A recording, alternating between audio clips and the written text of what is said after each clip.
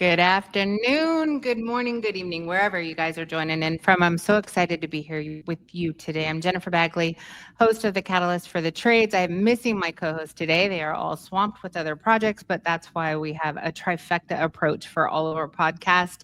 You guys, whether you're joining us live, we're streaming on social media, you guys feel free to leave comments, to ask questions, to join the conversation. If you've got questions, we've got our production team that's sitting in the back that's able to communicate some of those questions, drop them in the chat to us so that Josh and I, our special guests, can get to those and be able to answer those. If you're watching this in the future, then make sure you guys leave a comment on Spotify or any of the podcast spots that you enjoy listening to podcasts. We really appreciate you taking time out of your business to work on your business. You guys, today I'm very excited to have a special guest with us.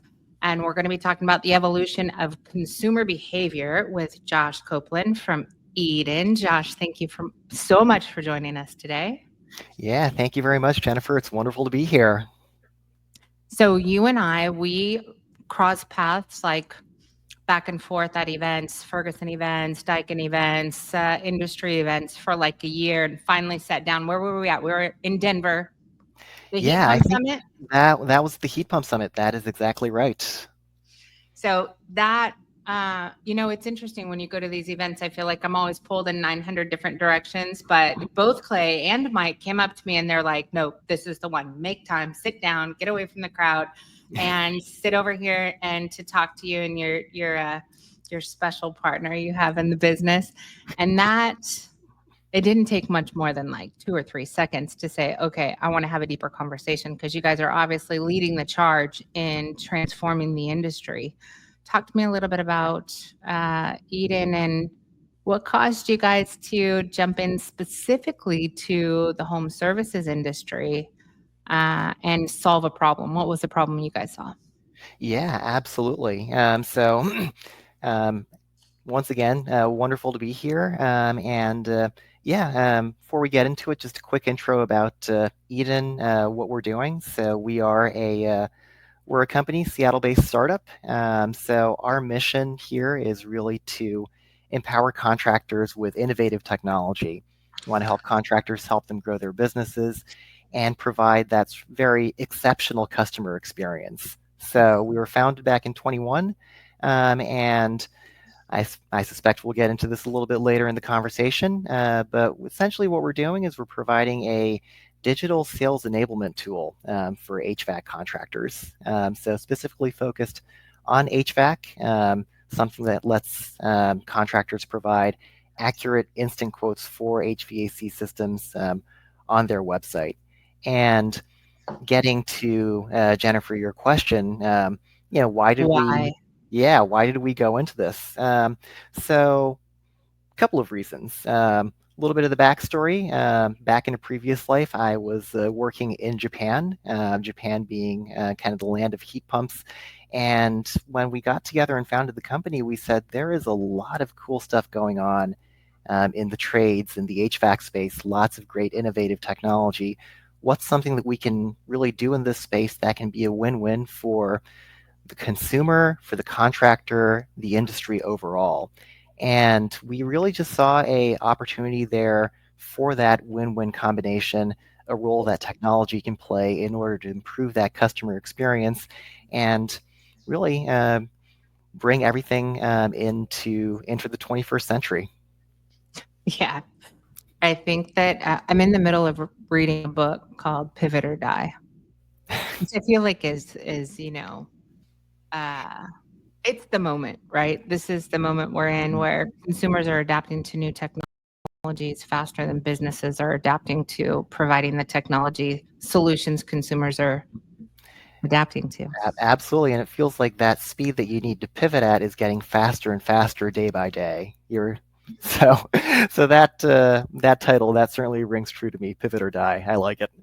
Yeah, it's good. This is a good. I was attending virtually the CES conference, which is really focused on how companies are leveraging AI, how they're innovating with AI, how they're changing, whether it's from the products and solutions they're bringing to market or internally their operations, their logistics, their supply chain entirely. Um, obviously because consumers are looking for things that are more efficient. These generational gaps, it used to be that you could get on and say, well, if you want to do business with 20 somethings or millennials or Gen X's and so forth, that they want things a specific way. But I think we're past that bridge. I think we're in a period of time where it doesn't age no longer transcends how efficient I want to be able to order services, order products, have things delivered. The experience really isn't just about a specific age bracket anymore. So you're Yeah. seeing these major Mhm. corporations change their entire process, not just because they want to do business with Gen Xers or millennials, but because they want to provide the entire supply chain with a better experience beginning to end. What do you see in the home service space, or specifically the HVAC space, as far as the value or consumer feedback Mhm. from those companies who are adopting a different methodology of doing business and consumer journey? Yeah, absolutely. And I think this really goes back to, you know, Jennifer, what you just talked about in terms of consumers. We've gone through a generational shift, especially in the past 5 years, if you compare pre-COVID, post-COVID, and especially now when you're talking about how fast things are moving with AI. Things are just moving so fast in that respect. And to your point about it's not just Gen X and millennials and Gen Z. My parents, they're in their 70s. They happen to be glued to their phones, Yep. for better or for worse. And so, we are living in that day and age when, you know, each one of us has a supercomputer in our pockets that is far more powerful than, you know, the Apollos that went to the moon. So, that is definitely the day and age that we're living in. And, so how I guess the question first of all is how has stuff changed, in the past 5 years, in the past few years? And I think this cuts across consumers more generally. It's not just the trades, but it's highly applicable to the trades because, at the end of the day, as tradespeople, we are serving homeowners, and homeowners are consumers. And so whatever is happening in other facets of our lives, their lives, whether it is that experience of buying a car on CarMax or Tesla, or is it Amazon, you know, same day delivery, next day delivery. I want Uber. it, I want it now, exactly. That is all the stuff that is happening in terms of consumer behavior, and that is the expectation that is being set in literally every single part of our lives as consumers. And Yep. so you see that certainly trickling into the trades, into the home services, and you see those expectations mounting from the consumer side. And so, you know, if I were to just raise a few general trends that are out there, I would say that first of all, as consumers, we are doing much more research than we've ever done before. Mhm. There's a whole lot of Googling that goes on. And Jennifer, I don't know about you, more so than maybe Google now, I find myself asking AI for these answers. That's what I'm talking about. I'm telling you, I have 100 conversations a week. And like, I don't technically need just the data to allow my spidey senses say that every single conversation I've been in with every single business owner outside of, I've had a couple conversations like in the middle of the country that are like, I don't know about that yet. But that's okay, right? The middle of the country Hmm. you might have a little more time to evolve if you're sitting in Yep. the middle of the country. You did with Google search, you did with digital, right?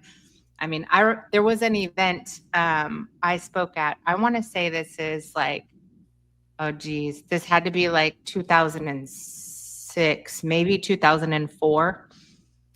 I can't even remember what state I was in. I feel like it was like Dubuque, Iowa. Nothing against Dubuque, Iowa, but I was not prepped for this. I came into this event, and the first thing I asked was, "What do you do when you need something?" And everyone in the room was like, Valpak and the something hunter something, some local magazine that every one of them got. But it was the whole audience, and I was like, "Oh shit." Uh, that was not what I was expecting. They were like, well, we don't have Wi-Fi. We have troubles getting on the internet. A lot of us still You, have digital, and you got to realize that our mailboxes are 6 miles apart from each other, girl. you were expecting a certain answer. You got a very different one there. No, because my travel schedule looks like this on the Yep. United States, right? And I went right here and I wasn't ready for that. And I was in my 20s. So yeah, I had my tail handed to me on that one. I had to pivot or die real quick. But I mean, contrary, I pull back and I'm sitting just over New Year's and the holidays, and we're lucky we got to come home to Seattle. You're a Washingtonian as well. Yep. So we got to come Absolutely home to cool. Seattle. You're big dark. You got a piece of it. I have like really thick socks on and I have my hat on because I'm actually freezing right now. I have a window right here. I'm cold. But my mom, she got these Ray-Bans. Our whole family got these Ray-Bans, these Meta glasses. And I watched my mom. She's owns a real estate company, very successful real estate company. But I watch her put these glasses on, and I watch her tap this little button. And once she realized that she could search for anything she wanted without touching her phone or her computer, and she's over there asking for Meta to find an inspector for an inspection she needs to do. And then she asked for a haul out company because she needs to haul out a houseboat out of the water to get it inspected. And I'm watching her on these glasses literally have a conversation with Meta, which is talking to an LLM called Llama, which is like ChatGPT, Yep. but it's a different platform. And she scheduled, booked, and added it to her calendar with all these services without ever touching a computer or a phone. Like, And that take a that picture is right now. that Smiling. is fantastic. And I've been in the market for a new pair of glasses, so that is one that I definitely need to keep in mind there. But obviously it's not exactly polite to ask a lady her age. But what generation are your parents? Well, so I am, how old am I? I don't even know how old I am. I'm pretty sure I'm going to be 50 this year. And I'm not going to state that age because she watches these podcasts and I do not want that text message. My mom looks like she could be my sister, but I will say she's probably 22 years older than I am. Ish. Fair enough. I guess audience can do the math. But but this is exactly what I'm talking about, and what you're talking about. This is not a generational thing anymore. That is who we are as consumers. And I love the example about the glasses because that's just that's just an example of the world that we live in now. And you know, kind of bringing it back a little bit to what we are doing as consumers. It's the way that we interact with businesses, the way that we shop, the way that we gather information, the way that we communicate, all of these things have just changed so much. Honestly, from that example, not even in the past 5 years, it's like the past 2 years. Well, yeah. And I mean, COVID technically just truncated the inevitable. Exactly. I mean, that's all that it did. Is this was absolutely inevitable. However, it condensed it and it forced consumers to find a more efficient way of living and doing business. Absolutely, absolutely. And the way that I see it, the way that we are doing more research, the convenience that we're looking for, but just the way that we are becoming more and more educated as consumers, I also see that as kind of an outgrowth. The flip side of the coin, I would say, is really a desire for more control over the purchase process, over what you are getting as a consumer.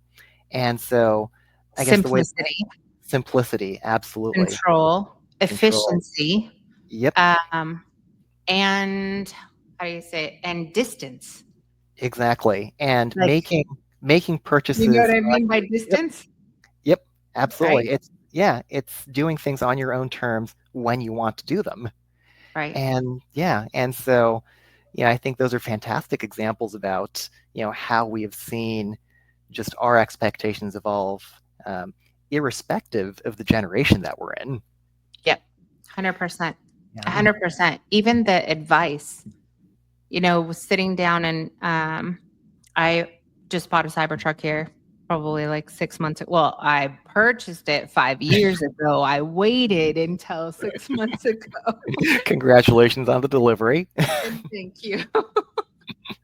So we will wait for things that are amazing.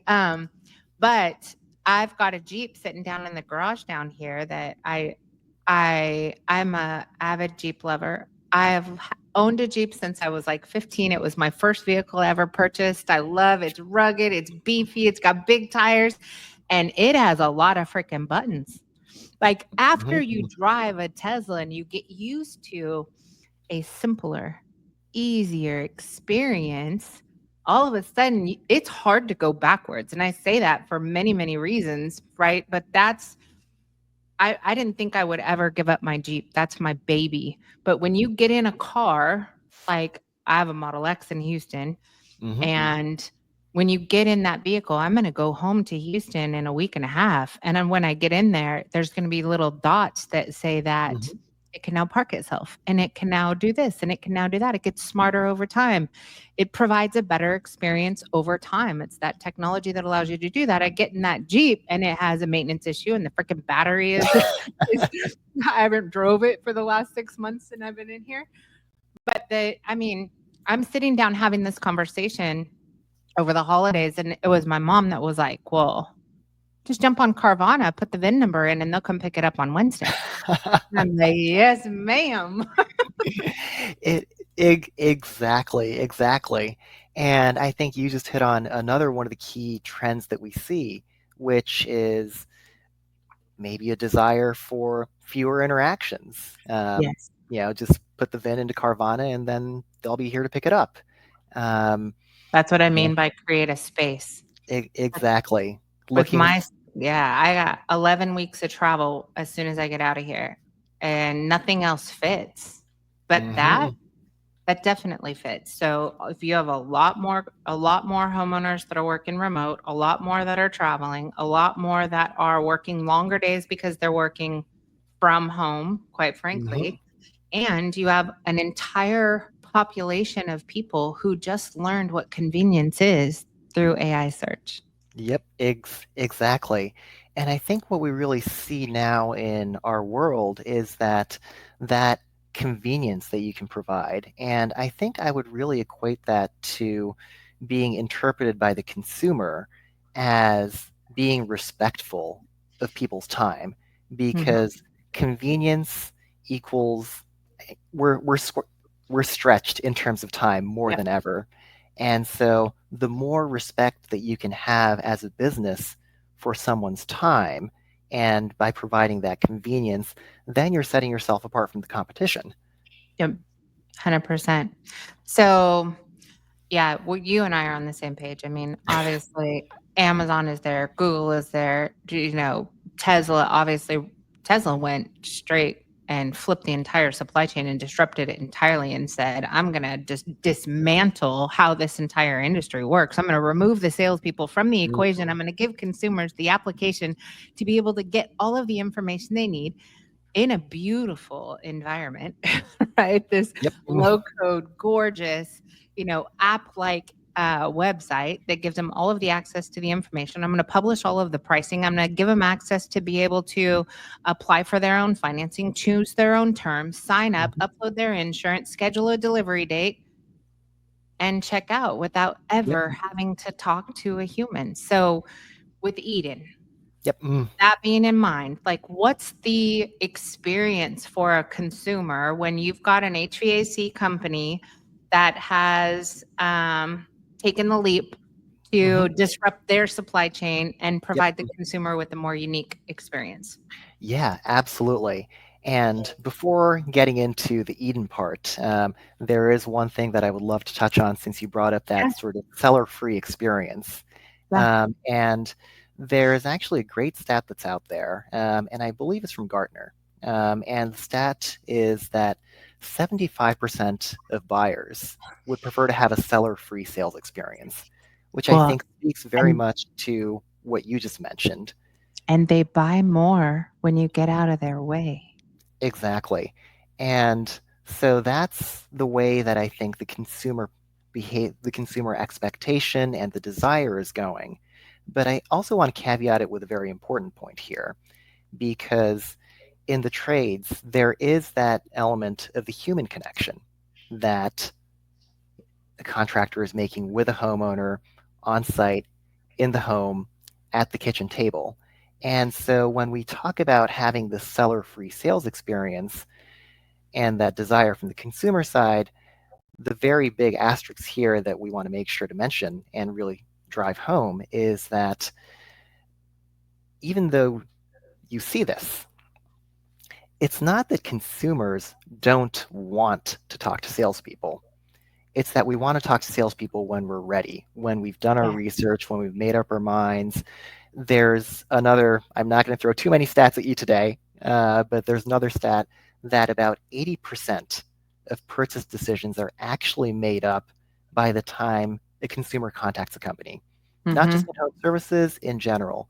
But that's huge, right? 80% of our minds are pretty much made up by the time, whether we are a B2B consumer or a B2C consumer, that we are reaching out to a company. And so it's essentially that we want the seller-free purchase process for a large swath of it. But at the end of the day, when it comes down to actually pulling the trigger, making that final decision, deciding what to get, who to go with, then yes, there is a very, very important role for the salesperson, for that human connection. And from our perspective, it's how do we smooth that? How do we Yeah. smooth this online looking, searching, comparing, researching consumer to actually go from there to getting over the hump to actually signing on the dotted line, closing the deal, having that handshake. That's very much sort of the philosophy that we've taken at Eden. So I've probably had 5 conversations related to this, like in the last week, which is everybody wants more leads, Mm-hmm. which I understand. But the opportunity, what you're saying is in order to get the lead, you would have had to nail down all of the research, the part of the supply chain that is before they decide to give you their contact information and make a physical connection. Yep, That's exactly. that's a lot of work. Like up Exactly. front, that is your social metasphere. That's the interaction with your website. That is your content. And if we pull back even more than that in an AI search and with a pair of these, it's a content distribution network that has to Absolutely. exist. Um, Even if it's content saying that the functionality to get pricing and to um, be able to book or buy online exists, if a Mhm. company or if a person is querying, and this applies to commercial heavily as well, they're Yep. more likely to do their research on an AI search engine for a large scale proposal for a multi tenant project Yep. using AI. They're not going to go to Google and say AC repair near me. Mm-hmm. So, but they'll absolutely go do their homework. But this is, if you haven't solved the consumer's problem and answered the consumer's questions before you get in the home, you're probably not going to get the at bat. So all of these things that you Exactly. put into place, right? All of it.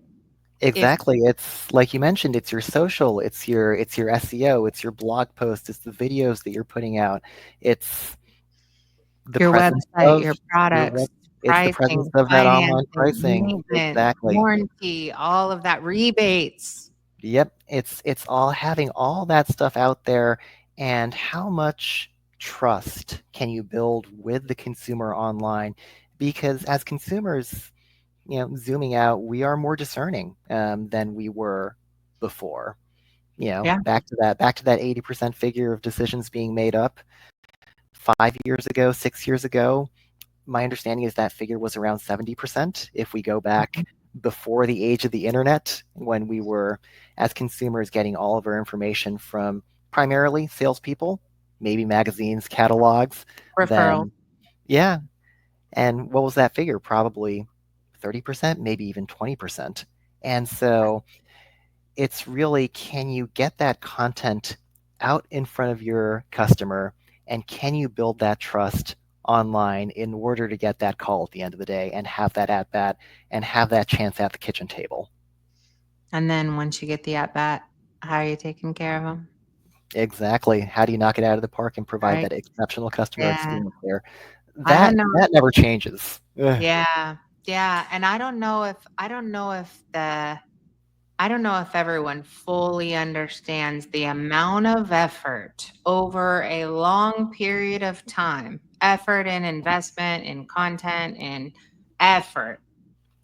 I don't Mhm. know if everyone fully understands, how much effort it takes to get an at bat. It's a Absolutely. lot. And the Absolutely. challenge, right? The challenge is no one's going to slow down so you can catch up, Mhm. right? Exactly.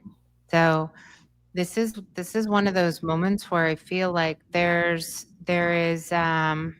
hasn't been really a time in a very long time. I feel like it was like 2008, Mhm. 2006 when there was an opportunity that wasn't even as grand as this, right? I remember I was actually speaking at a Mitsubishi Diamond dealer conference back in 2008, and they had given me the list of contractors that were going to be attending this meeting. And of course, it's the same numbers as always, right? It's Mhm. 80 to 90% of the entire business was generated from a small 10 to 5 to 10% of the total contractors in the room. Everyone else was, combined, not buying as much equipment as just the 5 to 10% of the room. Sure. And it's not much different right now. I mean, um, at that event, I remember standing there and telling these business owners that there's this thing called a search engine.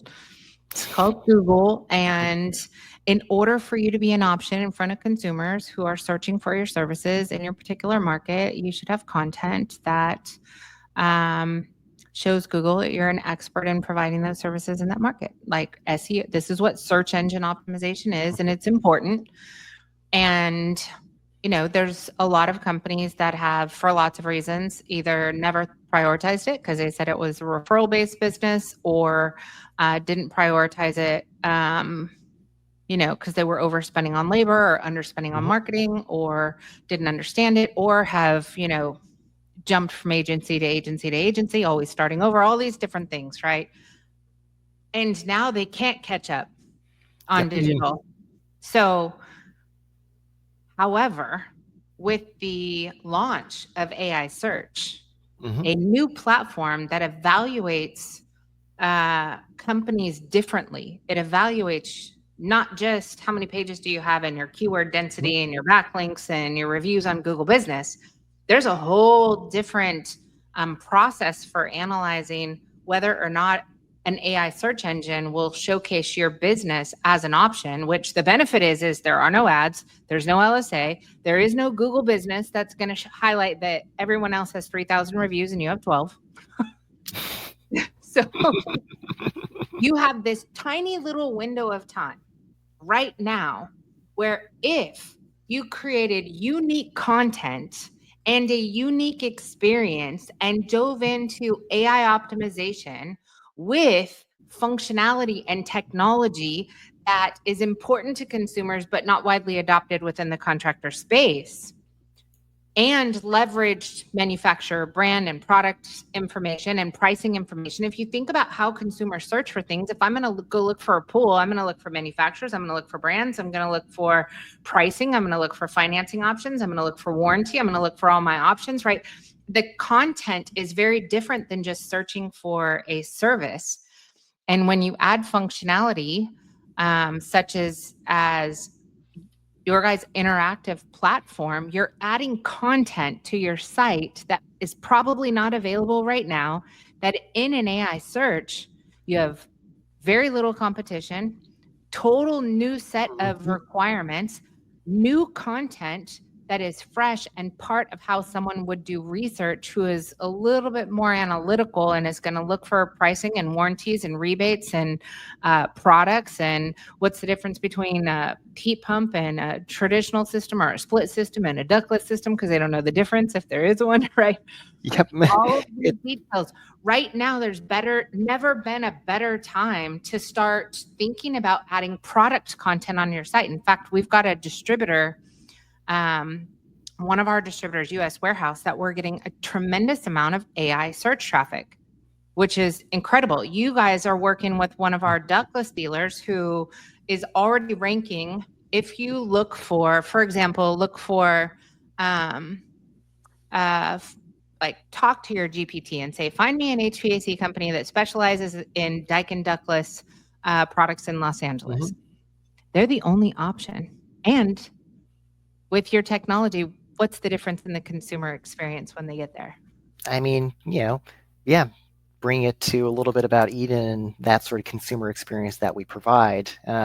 Essentially, what happens there is so once a consumer actually lands on the website through AI search or some other means, then essentially what happens there is essentially they just put in their address. They put in their address, we pull in property data, and then based off of that, not to get too weedsy, but we have a database of around 500,000 homes across the US, so we can make pretty smart assumptions around what you can expect for, say, the R values for the walls, the ceiling, what's the foundation type, let's pull in design temps, what's the elevation, all sorts of stuff there.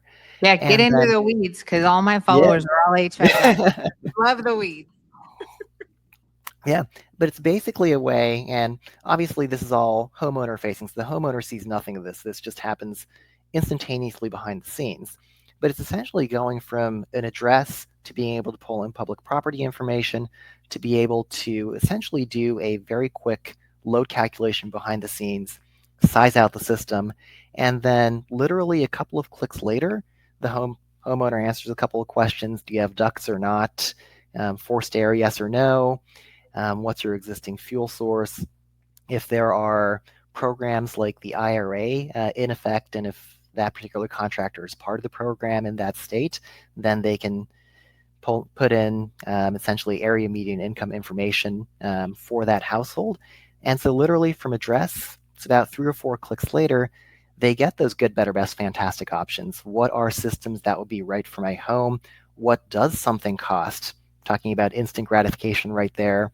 You can lead either with the cash price or obviously I think we all recommend leading with the finance price here. What's that monthly cost? And then in addition, we also pair it up with what are all of the rebates and incentives that are available. And I think that part is so key in terms of content like we were talking about, but also something that is way high on the list of consumers when they're looking for a new system for their home. Because obviously it depends on where you are in the country, but you are literally talking about thousands of dollars that's on the table that many consumers, I would actually say the vast majority of consumers, are not even aware of.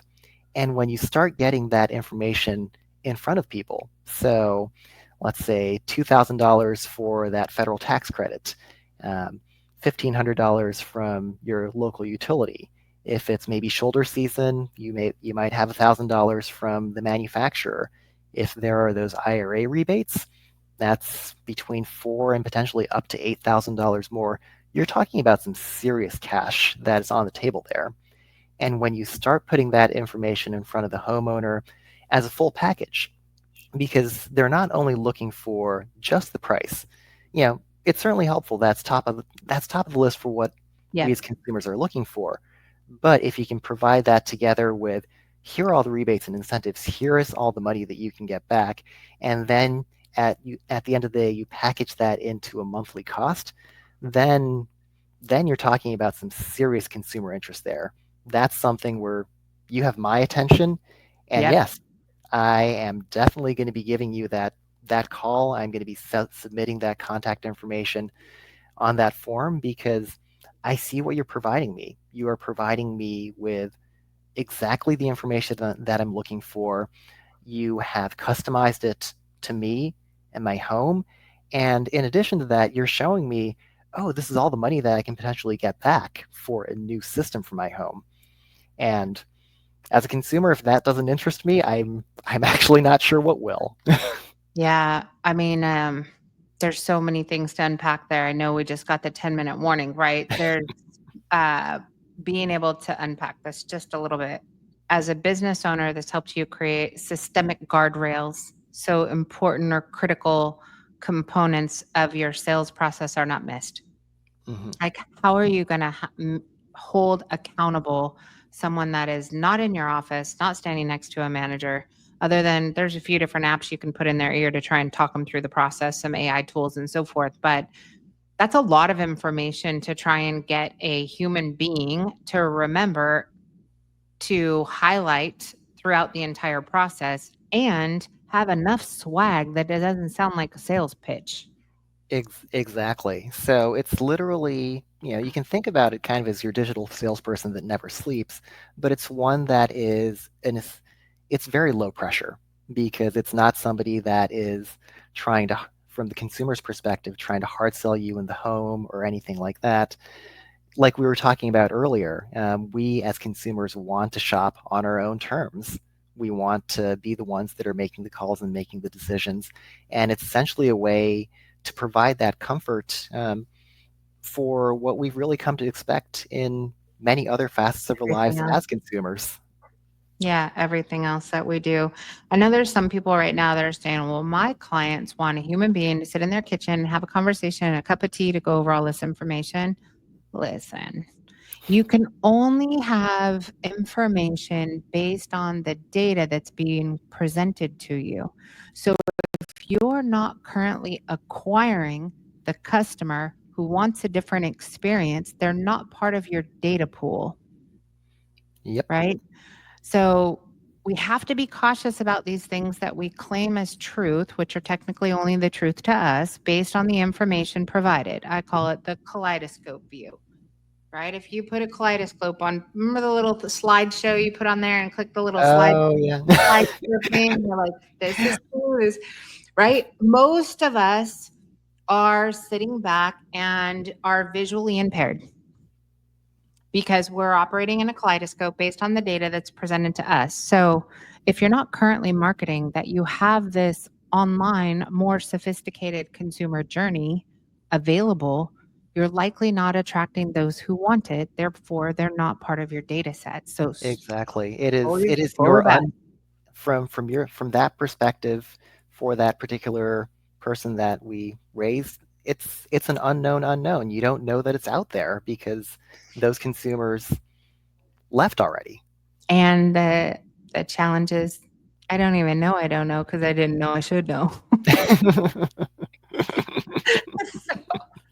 So hopefully this is eye-opening, you guys. This is, we've been able to see this in action, and you're trying to build a model that works for your customers or potential customers' preferences, not your own and what you're comfortable with. So right now, in an era where you have private equity with a lot bigger budgets, and an entire population of human beings that are leaving traditional search where you've been able to capture them on paid ads and LSA and because you've got 3,000 reviews on your Google business listing. You've The experts are saying that 30% of the total search volume will move off of a traditional search on Google onto an AI connected device, an AI search engine where Mhm. those lead capture things don't exist. So if you're a big company, if you've got a budget and you're the size, a well-funded company that has the ability to run ads and has the ability to pay per call and has a strong Google business presence, those are the companies that are likely going to fill the pullback the most Mhm. over the next 12 months. And if you were a small company, you were already feeling the struggle of trying to compete with private equities with very deep pockets, very large platforms, massive amounts of content. But you've got two ways now to differentiate yourself, at least two, there's more, but two right out of the gate that can put you in a position to compete in a new era at a new time with new technology and a new consumer who already has a grand appreciation for a more sophisticated and simplistic process that will Ab- technically trust that process more than they trust the person trying to sell them the car or sell them the HVAC system or sell them a website, whatever. We're all in the same boat here, right? mhm.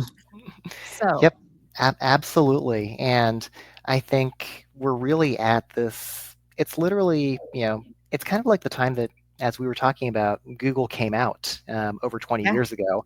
And we're seeing that sort of same sea change literally happening now, right 2024, now. 2025.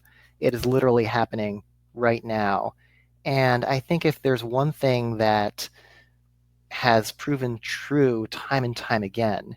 It's that regardless of the industry, regardless of what function or what business, it's that there are there are incumbents and there are the big players.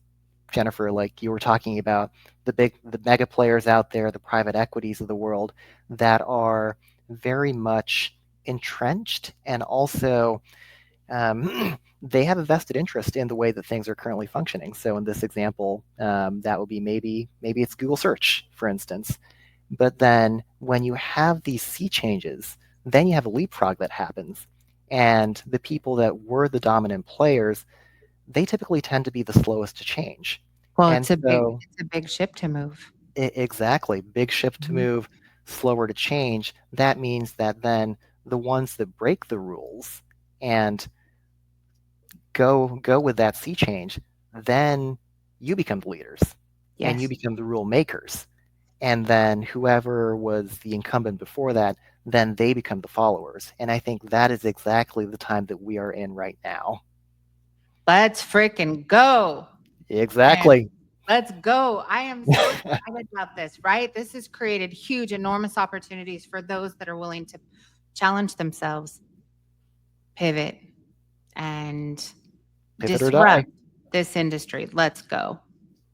100%. Man, I appreciate all of your time with me today. This is what I'm trying to do in this podcast is I'm not trying to have the same crew talking about the same thing everywhere on the same stage every day, all the time. I really want to make sure we have amazing contributors to content and to transformation, evolution, and who are really challenging and bucking the system of status quo, because that's what it's going to take to get through the next 2 to 3 years. This is an evolution Absolutely. and a transformation that we have not seen in our lifetime. That is for sure. So, I don't know, at least And for me, I feel like I was too young to see the major changes.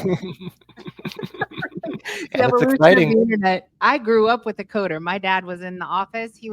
My dad was the first developer of the 2D video game. If you look up Kevin Bagley, Maverick Microsystems, that's that. I remember the day that it was a big deal to have a 2D video game. He was also the inventor of uh, the little device that allowed you to take a paper printed check and at a grocery store you could scan it and at a grocery store so you could use a paper check at a store they could verify that money was available. Like all of these different changes, right? Cryptocurrency. There's so many of these Mhm. different pivotal moments. This is a huge one.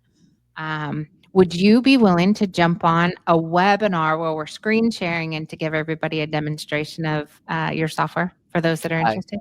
I would love to do that. Absolutely. Sweet. All right, you guys. So, you guys, you know how to connect with us. If you're interested in getting more information, definitely reach out to Josh at Eden. It's Josh Koplin, Koplin, Eden, Eden. What's the best way to reach you? Yeah, so I think easiest way, so the website is edenhomes.com. So it's e-denhomes.com. Or alternatively, my email, josh.koplin, josh.koplin at e-den, always available. All right, you guys. So if you're interested, I recommend, I mean, even if you're not interested, like sit in the demo, go through it because have a light bulb moment, right? Be open to this. Um, be open to this. Set up time.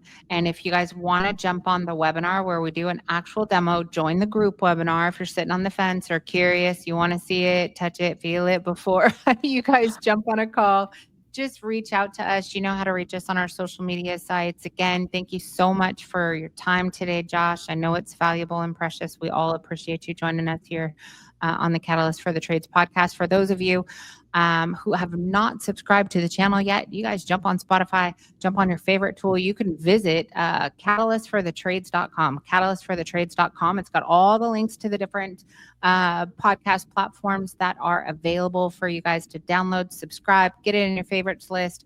Everybody's got to take a break. You got to sit on the can. You've got break time, like plug it in your ear, put your headphones on and listen. It'll hopefully spark some really good ideas and help you guys compete in the next wave. I will say that. Thank you, Josh. I appreciate it. And thanks to our producers in the back, Krista, Jasmine, you guys are amazing. Thanks for making this seamless for us so we can just show up and do our thing. Peace out.